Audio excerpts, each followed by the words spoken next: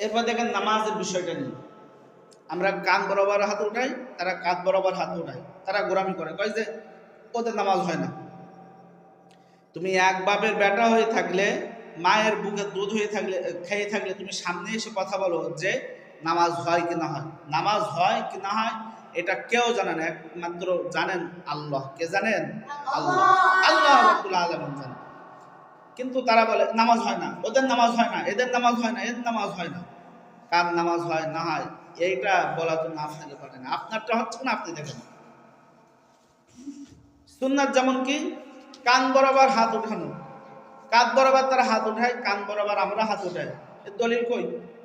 সহি হাদিস, সহি মুসলিমের হাদিস 747 নম্বর হাদিস, 48 নম্বর হাদিস, 751 নম্বর হাদিস, 52 নম্বর হাদিসে সাহাবায়ে কেরাম রাদিয়াল্লাহু তাআলা আজমাইন বলেন রাসূলুল্লাহ কাঁধ বরাবর পর্যন্ত হাত উঠাইছেন।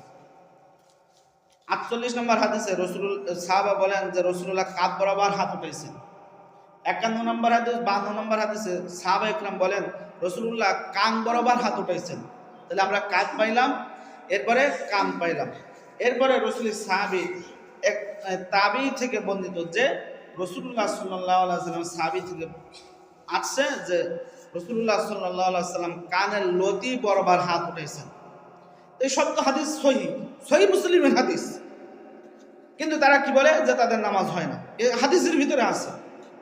মানে আমি একটা মানি, আমি কানের বরাবর কানের লতি পর্যন্ত আমি হাত উঠাই, তুমি কাপ পর্যন্ত ওঠাও, তুমি উঠাও, আমি উঠাই না, আমার নামাজ হয় না। তো তোর নামাজ হয়, কোনটাও তো হয় না তাহলে।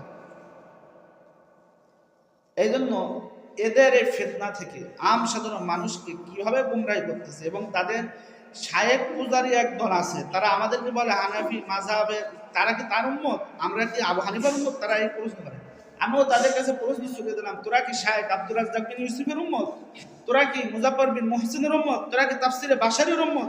তাহলে যে যেটা বলে তোমরা তার কথাটা শোনো কি কারণে? তোমাদের আহলে হাদিসের ভিতরেও এই মতনৈক্য আছে যে জানাজার নামাজে সূরা ফাতিহা পড়া যাবে না, আবার জানাজার নামাজে সূরা ফাতিহা পড়া, এই নিয়েও তো তোমাদের মতনৈক্য আছে। এই জন্য এই আহলে হাদিসের ভিতরে এই গাগুরামি, এই কলঙ্ক একটা মুজাফফর বিন মুহসিন, একে সাবধান করেন, এখনো সময় আছে।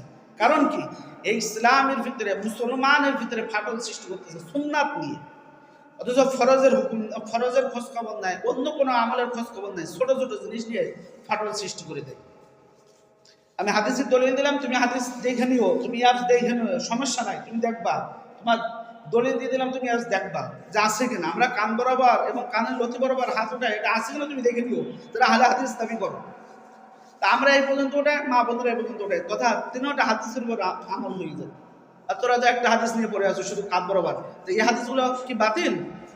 তুই বাবের বেটা হয়ে থাকলে, এক বাবের বেটা জন্ম দেওয়া হইলে, এবং তুমি যদি মায়ের বুকের দুধ খাই দেখো, তাহলে তুমি সামনে এসে প্রমাণ করো যে এই হাদিসগুলো বাতিল, জাল, এগুলো প্রমাণ করো। যদি জাল না হয়, যদি জয়ীফ না হয়, তাহলে এটা মানতে সমস্যা কি? কোনো সমস্যা নাই।